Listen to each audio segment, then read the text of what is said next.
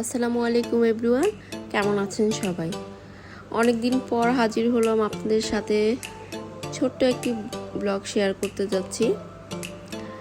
সেটা ছিল মেহরিমার বার্থডে, 2-3 দিন আগে ছিল।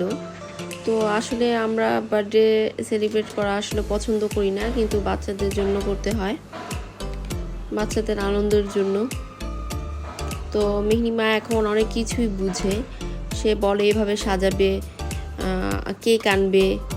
তো এই তো ঘরোয়াভাবে ছোট করে একটি পার্টি দেওয়া হয়েছে।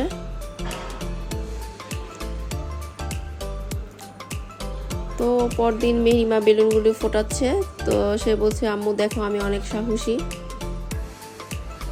তো মাশাআল্লাহ, বাচ্চাটার জন্য দোয়া করবেন যাতে সে ভালো থাকে, সুস্থ থাকে আর জীবনে অনেক বড় হয়। তো আজকে এই পর্যন্তই। সবাই ভালো থাকবেন, সুস্থ থাকবেন। আল্লাহ হাফেজ।